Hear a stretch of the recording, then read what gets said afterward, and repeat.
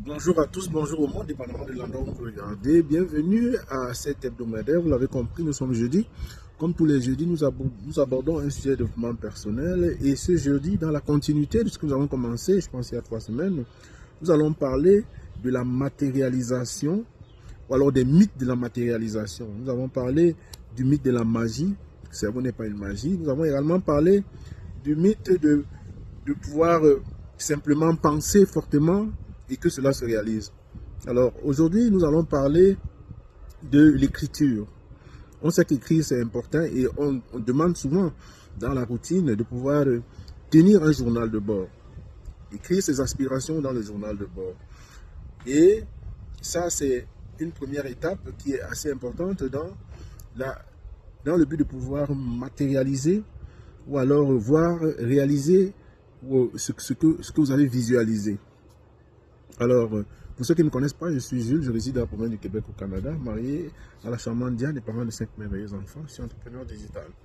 Alors, aujourd'hui, nous allons aborder le troisième mythe.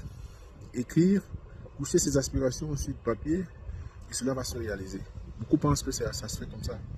Quand tu écris, tu y penses fortement, tu écris, tu fermes et tu vas te reposer en te disant que ça va se réaliser. Non, ça c'est faux.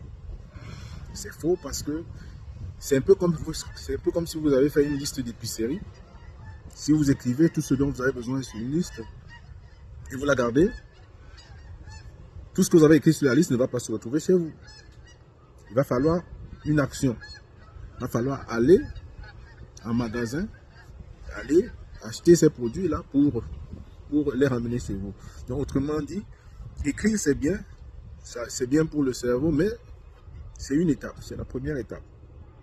La deuxième étape, quand on a fini d'écrire ses aspirations, il faut pouvoir écrire comment est-ce que vous faites pour réaliser ces aspirations.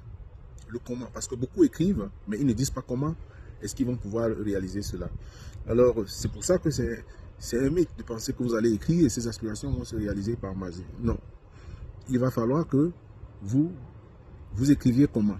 Un plan. Un objectif à long, court, moyen terme, avec des gros objectifs que vous allez pouvoir séquencer en toutes petites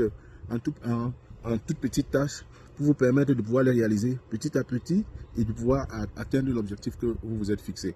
Donc, c'est ce mythe-là dont je voulais vous parler aujourd'hui. Donc, évitez, si vous écrivez des aspirations, écrivez également le comment est-ce que vous allez faire pour pouvoir les réaliser.